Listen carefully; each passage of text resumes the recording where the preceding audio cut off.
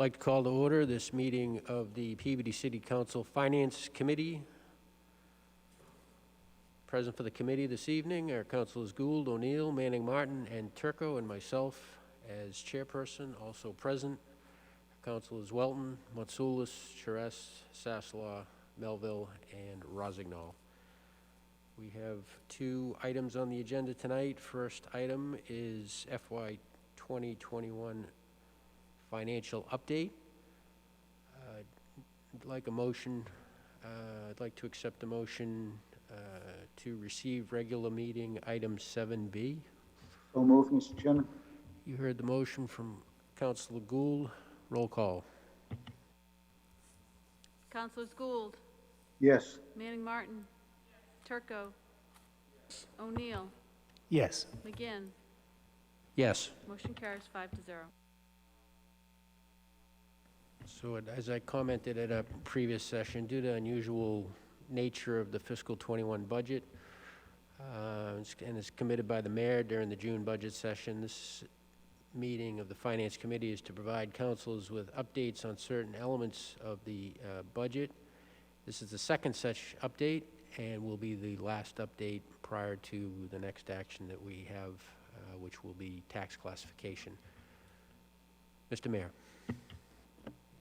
Thank you, Chairman McGinn, and again, good evening, councilors. I'm going to turn it over momentarily to our City Finance Director, Mike Gingras, and our City Auditor, Mary Martin, but as was stated by Mr. McGinn, this is just an update from our last meeting, which was in October, just to provide the very latest financial information that we have. Certainly continues to be unlike any time we've had in the past, presenting a number of challenges which Mike and Mary will outline. And certainly the tax classification will be a tax classification hearing that's certainly unique in terms of what we've handled in the past as we try to gather all the information we need in order to present the very best that we have to all of you. But we're still working on that on a daily basis, but we wanted to just provide the latest information that we have to date. So I'm here to answer any questions, but I'd like to turn it over to Mike and Mary so they can go through the handout and make their presentation. So thank you, Mr. Chairman. Thank you, Mr. Mayor. Mr. Gingras. Thank you. I'd like to start with the page number 2 of the handout that we did at sent in previously for this session.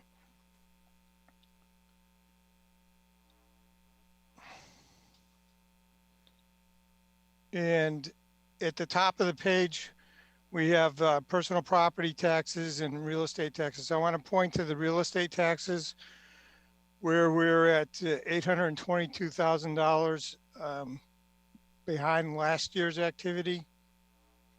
That's one of our soft spots. If we look to the next line, tax liens redeemed, we're up $322,000. And that's primarily due to a recent tax title redemption for Linfield Street. Our motor vehicle excise taxes, the next line, looks like it's going to come in a little bit ahead, so we're continuing that trend. The biggest hit is the following line, the hotel taxes. We're $700,000 behind where we were last year. And this will continue given the state of the economy and the COVID situation. The interest and fees line, $355,000 to the good. That has to do with the interest that was collected on that property on Linfield Street, which the combined between the taxes and interest were approximately $600,000. So, given that, the bottom line year to year from this point, we're about $800,000 down. We would have been about $1.4 million down if it wasn't for that tax collection. We have to continue to watch this. It looks like we're doing fairly well on tax collections. I think they're a little bit higher than I have on this page. We've Mary's worked with our vendor. We're trying to get a report where we can determine the difference between collections on residential and commercial. We've got some preliminary numbers on that, but we're still working on a better report. But right now, it looks like residential about a 98% collection clip, and commercial about a 95% collection. The next page in the handout is general government expenses, public safety expenses, categorized in our different major subcategories. Just to give you a flavor of, where we're spending this year compared to last year. And as you can see, we're pretty much on track. In some areas, we're quite a bit lower than the previous year. And overall, we're at about 11%, which is a good trend. We need to continue to watch this, and ultimately, whatever revenues we're unable to collect on the revenue side, we're going to have to try to not spend on the budget side. So right now we're at that $800,000 level. If we could maintain that, I think that's something we can handle without a lot of trouble. As long as we have a snow, we were just talking about snow, as long as the snow was similar to what it was last year. The next page is kind of a rehash of what we did on the last presentation with a couple of changes on the line items, particularly the real estate tax collection changed to 1.2 million shortage because of some refunds that we had to give. One in particular was the mall. And at the end of the day, there was a little bit of a change in water. At the end of the day, we went from about 3.6 million deficit to about a $3.5 million deficit that we're looking to make up going into this next budget year. Page 5 of the handout, the next page, takes that budget deficit of $2 million, adds the enterprise deficits, gives us the $3.5 million deficit that I just talked about. So we have a couple of options, or actually several options we can do this year. We can defer that over 3 years, which would be about $1.2 million a year, which means we would add that to the tax rate every year for 3 years, $1.2 million. Or we could try to bite off a piece of that with some reserve funds and defer part of it over 3 years. This scenario, I just have 50% of it we try to find from reserves, and an additional amount would be raised in the taxes, about $600,000. The final page is the free cash page that we had talked about earlier. What I did was I revised it a little bit because we've received $1.1 million more in state aid than we planned on over last year. And then during the budget process, we had several scenarios where we had 15% reductions in state aid, $1 million reduction in state aid, $4 million reduction in state aid. That's looks like state aid's going to hold and actually increase. So my recommendation is going to be that we preserve our free cash and reserves as much as we can, maybe take a bite off of some of it. So I'm reducing the recommended amount. This particular page just shows $1.2 million to cover a 3-year deferral, and another 1.2 million to reduce the tax rate. Now, when I've been working on free cash the past few days, and these numbers are the year-end numbers, I think it's going to be about $2 million left once we put in all of the deficits and reductions that we have based on those enterprise funds and the actual deficit that occurred in the budget. So instead of 10 million that it's indicated on here with this scenario. It may be more like 8. And that's as far as we have right now. I'm looking to submit my free cash calculations, spreadsheets over the next few days, and that should come in prior to our, at least probably a week prior to our tax rate classification hearing. And as soon as I submit that, I'm going to be jumping on all the forms and tax rate information that I have to supply to the state to really get a feel of what it's going to look like, and work with the mayor and Mary on trying to come up with a couple of good scenarios for tax rate options.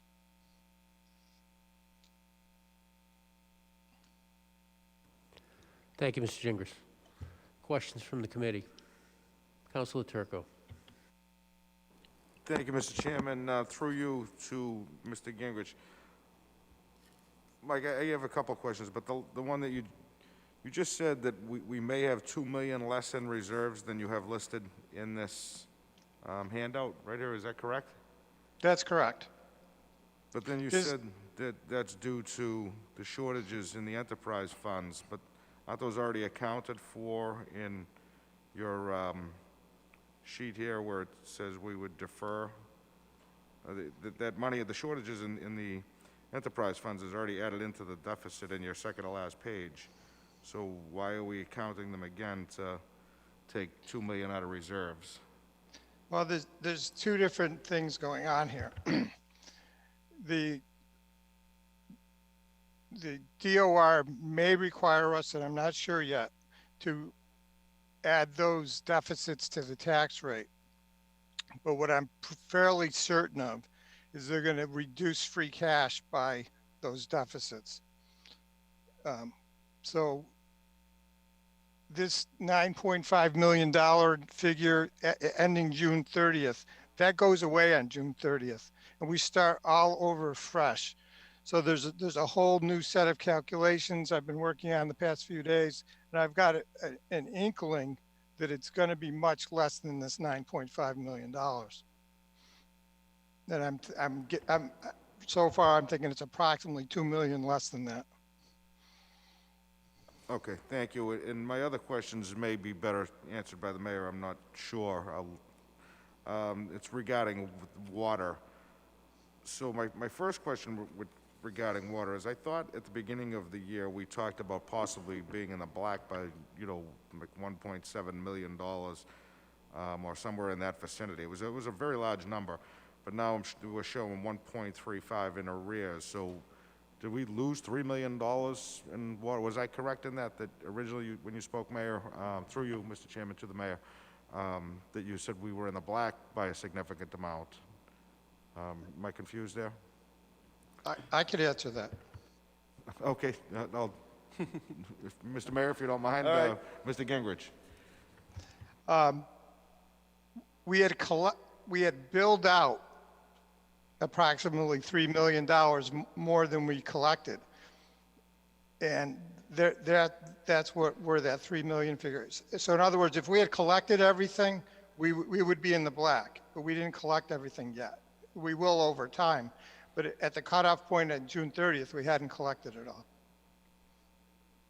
Okay, and also regarding water, Mike, what I'm really trying to figure out here is, so we moved the water billing cycle, and it's obviously become a topic, I think, in all wards about the recently high bills.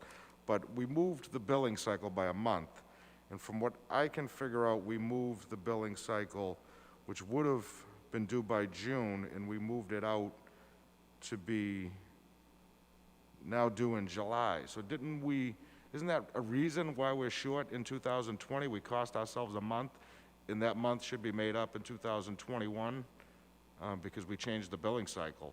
So we lost a month of billing in 2020, but now we should have extra billing in 2021. Am I incorrect there? I mean, that's just the way it seems to me. No, that's correct. That's part of the answer. there was a delay in the building due to COVID and the circumstances surrounding that. So we should be collecting more in FY '20 than we normally would, because there's going to be carryover.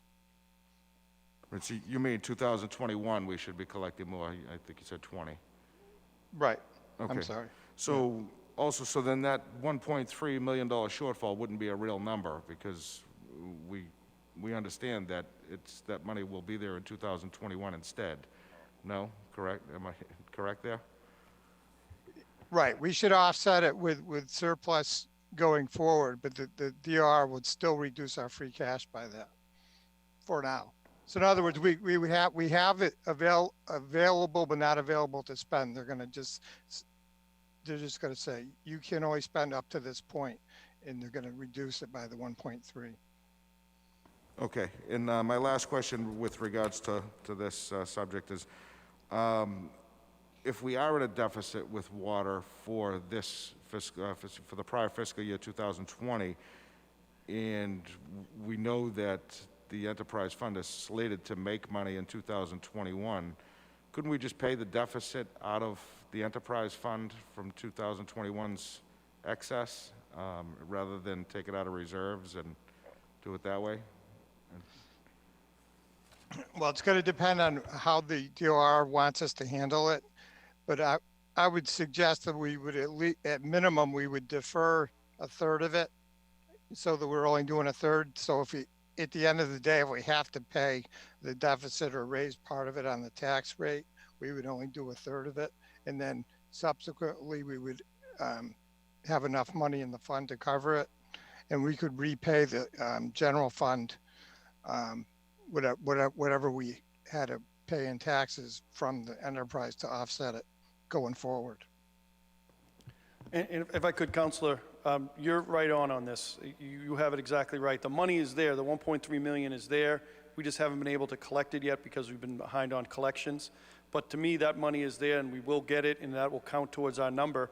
However, the DOR is holding firm to that set date, June 30th, and we have to account for, I guess our deficit to them. But to me, the number's there. That's why I feel comfortable in where we are with our water, where we're going to be once we do the budget review and everything. I feel much better about that because that money is going to be collected over time. But the DOR is holding us to that specific date, and we have to account for that deficit. So you're absolutely right, and that's why we got to look at the options in terms of splitting it maybe into thirds or whatever the case may be. But to me, the money is there. It's out there. We just have to collect it. So I explained it well, but you're right on in your thinking. Thank you very much. That's all, Mr. Chairman. Thank you, Councilor Turco. Councilor O'Neill. Thank you, Chairman, again, and thank you, Mike and Mary, and Mayor. I appreciate this update. I know it's very, very fluid given the situation, and Councilor Turco really, to use Council Melville's comment, stole my thunder. That's perfect about the water and does help. And just to clarify, when we talk about the Department of Revenue, they're not talking about just Peabody. It's all municipalities and towns, and they're making this rule. Is that a fair statement that this is the cutoff date, June 30th? And by law, towns cannot normally carry deficits. That's really what is doing this, and they're allowing us the possibility or options of looking to carry this, deficit, if you will, created by COVID and lack of revenue, out for 3 years, and that's kind of what we'll have to figure out in a few weeks, if you will. But is that a fair statement through you, Mr. Chairman, to the mayor? Councilor, you're also exactly right. That's right on point, and that's why we have to look at our options, and we'll make recommendations at the tax classification hearing and talk those options through and make our recommendation. But that's exactly right. Thank you. Part of it's, we've done this a couple different times, but this is just such an unusual year. I want to make sure that I'm not only getting it right, but also maybe if other people are watching, and especially residents. But just a general question through you, Mr. Chairman, I guess, ask Mr. Gingras. On page 2, there's the total real estate taxes, and I just want to clarify, that's really kind of similar to, if I understand it, due to the financial situation, we allowed people to, kind of have more leeway to pay the taxes. We didn't have penalties. Is that a fair statement? That's part of it, but that's coming in. It's not that people have decided not to pay, it's just there's, obviously financial constraints on residents, and we allowed them to have more cushion, or window, if you will, to pay. That was the case going to June 30th, but is not the case for this July to November forecast. People were required to pay August 1st and November 1st, and they're on the normal schedule, normal cycle. There's no deferrals, there's no interest changes or, relief. It's normal. Okay, and I guess through the chair, I'd just like to ask, so is it because we're still in the first few days of the month that we're showing this big of a deficit? I'm just trying to figure out, or just people haven't paid? I'm just trying to figure out, it's 822,000, I just want to get, make sure I understand why that's the case right now, to the best of your knowledge. I would speculate that part of it's probably timing differences from year to year, but there's also a number of people that haven't paid the taxes. Thank you, understood. I just want to, it's obviously difficult for people. I just wanted to make sure that I had that. And then I know there's other people that may want to talk, ask questions. So the other question I had is just on page 3 of the presentation. There's a line item for the education, 2021 versus 2020. So according to this exhibit, there's roughly a $4.1 million difference between actually a lesser amount. So what's driving that in terms of, I think it's expenses is what we would call it. So it's, 24.1 million in 2020 fiscal year versus roughly 20 million in 2021. So why such a big decrease in terms of the school education? Thank you. Yeah, that jumped out at me also. And I believe there's some differences in timing on when things were paid, particularly the health insurance payments from the school department to the city.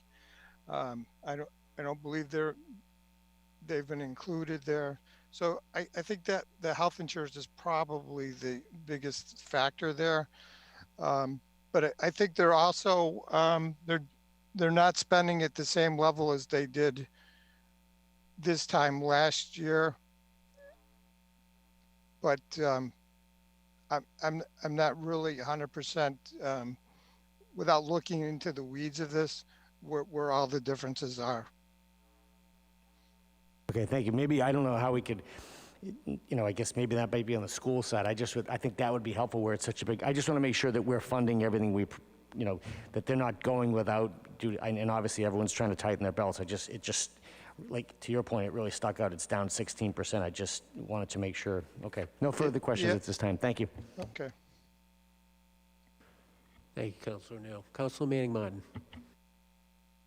Thank you, Mr. Chairman. Through you to Mr. Gingras.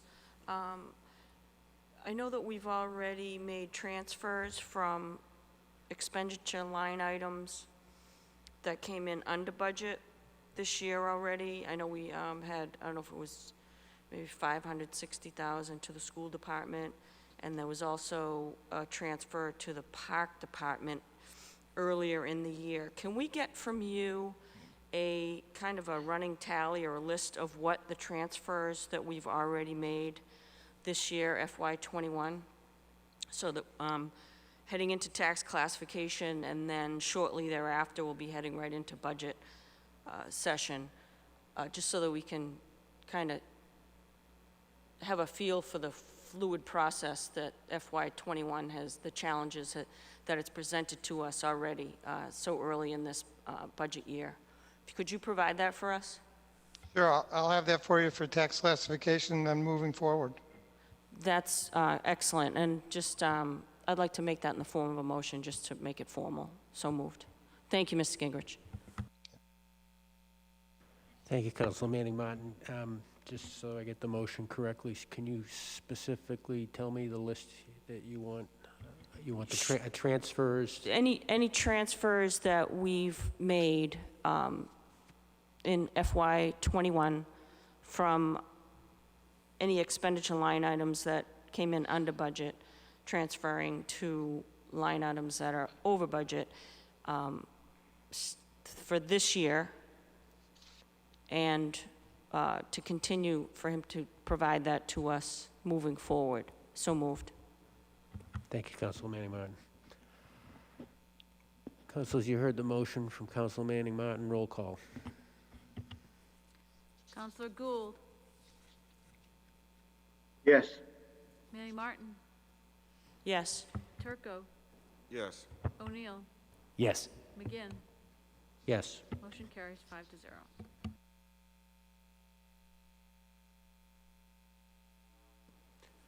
Thank you, Council Manning Martin. Other committee members? Seeing none. Other councilors? Council Melville. Thank you very much, Mr. Chairman. Mr. Gingras, when we're looking at FY '20 and FY '21, and Mass Department of Revenue is allowing us to carry over, I believe it was 3 years, through 3 fiscal years. Is that including FY '22, basically going through FY '22, FY '23, and FY '24? I think you're talking 21, 22, and 23. That's correct. I'm sorry. Excuse me. Yeah. But we're going to be carrying that over, that $500,000 per year. Is that your estimate, roughly? Yeah, about 600,000. Per year for those 3 fiscal years. Okay. Right. And just with that, with the projected free cash being roughly $8 million after the, based off of setting ourselves up for the tax classification, what's the ideal, what's the number that we're always the percentage that we're always shooting for of free cash versus what our budget is? For a AA2, the Moody's is looking at like 17% in the pre-COVID days. So we're nowhere near that. Yeah, I mean, just through you, through the chair to, but the, but I don't, I read a Moody's report about about a month and a half ago, and they're not giving much credit with regards to COVID, and especially with the states and the current situation that they're in. So I think it's definitely something we've got to keep an eye on with regards to bond ratings. It's still, we still get bad winters, we still get flooding, we still have the natural disasters that can occur through some of this stuff. So, and that's actually something Moody's cites. So just a point on that. And actually one of the positive things I found, and by the way, this is really great. Thank you for providing this, as always. Just looking at the golf course, we're looking at a shortage from 29,000 compared to last year. Now we still owe, we only have what, some CPC outstanding loan for the golf course, correct? Community development loan. Okay, community development. So that's going to be a point that kind of can balance off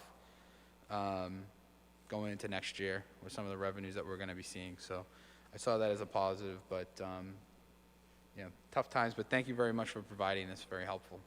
You're welcome. Thank you, Councilor Melville. Councilor Weldon.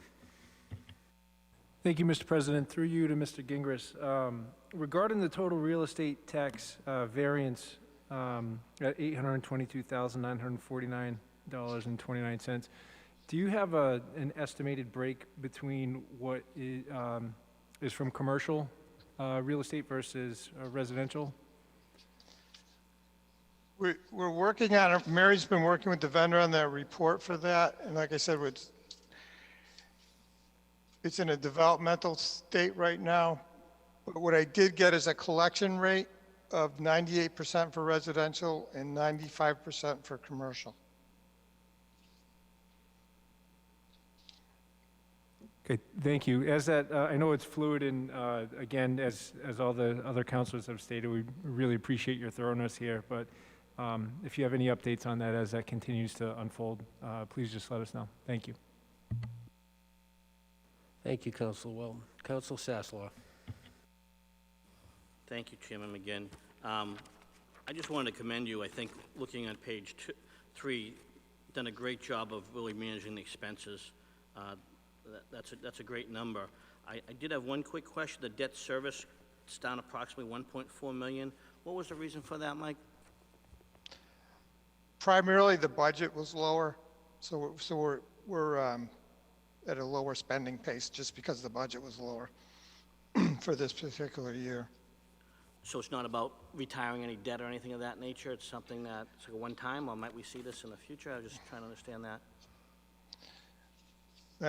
I don't have it in front of me, but the actual budget for debt service was, say, 8.1 million last year, and then this year it's like 7.6, so there was a lower budget amount.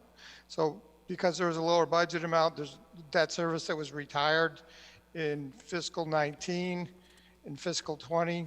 So fiscal 21 debt service is a bit lower, but then it's going to jump up again in 22 and 23 once we start bringing on the water infrastructure debt service payments. Understood, thank you. And then, through the chair, if I could ask the mayor a question. I know you were here a couple months ago when we talked about one of the things as well, is obviously trying to keep our expenses down and also revenues. I was just curious if there's any update at all on either offering optional furloughs, or in addition, if you've made any decisions regarding the discussion you allowed us to have with you regarding city-owned properties. Yes, thank you, Counselor. Yeah, I thought that maybe the next meeting, we could put that on the agenda. I can give an update on public properties. There are some updates I wanted to give and some thoughts and ideas that we're researching and potentially moving forward on. So I do want to, maybe at a future meeting, Councilor McGinn, Chair, if we could maybe set that up for the next meeting. I know we got, with Thanksgiving coming up and then obviously tax classification, that might be difficult to squeeze in, but we could talk about that. But I'd like to give an update on that. I'm sorry, Councilor, can you ask the first part of that question? And the other piece was, Yeah, and I'm glad I Mr. got Mayor, just a point of voluntary clarification. furloughs? Oh, Yeah, I'm sorry, Mr. Councilor Sassler, just a point of clarification. That matters in an industrial and community development, so that's, but we'll certainly defer to the chairman there and take that up as appropriate. Absolutely, sorry, I wasn't sure. So but that is an update I think we're ready to give. And I'm sorry again, Councilor, if you can maybe go back to that first question. The furloughs? Voluntary, yes. Any thought of offering any voluntary furloughs? I have talked to a couple of unions about that, and maybe I can give that update at the same time. There were a couple of unions that were interested in bringing that back, but I haven't followed up and got further information. But I did bring that up to a couple of union leaders to see if that's something that might be attractive to their membership. So yeah, I think I can have a further update on that as well. Thank you, appreciate it. Thank you, Councilor Sassler. Any other councilors? Seeing none, we'll move to the second item on the agenda, which is transfer of funds, cable fund expense, $2,387.57 and $10,744.05. Mr. Gingras. Thank you. This is the initial payments from RCN for quarters 1 and quarters 2. And this transfer and appropriation request would allow us to give the Peabody Access Television their portion of these funds. Thank you, Mr. Gingras. Questions from the committee? Questions from other councilors? What is the Chairman, I'm will of going to the make a committee? Councilor Gould. Thank you, Mr. Chairman. I'd like to make a motion to transfer from account number 2700000-33017, Reserve Cable Fund, in the amount of $2,387.57 to Cable Fund Expenses, account number 270-0000-53007, in the same amount, $2,387.57. I'll do the second one too, Mr. Chairman. Yes, please, Counsel Gould. Also like to make a motion to transfer from account number 270-0000-33017, also from Reserve Cable Fund, the amount of $10,744.05, to account number 270-0000-530007, in the amount of $10,744.05. So move, Mr. Chairman. Councilors, you heard the motion from Counsel Gould. On the motion, seeing none, roll call. Counselor Gould, Yes. Manny Martin, Turco, Yes. O'Neill, Yes. McGinn. Yes. Motion carries 5-0. I'll entertain a motion to adjourn. Motion to adjourn. So you heard Thank the you, motion councilors. from Counsel Turco, roll call. Counselors Gould, Yes. Manny Martin, Turco, Yes. O'Neill, Yes. McGinn. Yes, Motion carries 5-0. we are adjourned. Thank you. We'll start the regular city council meeting in 2 minutes. Thank you.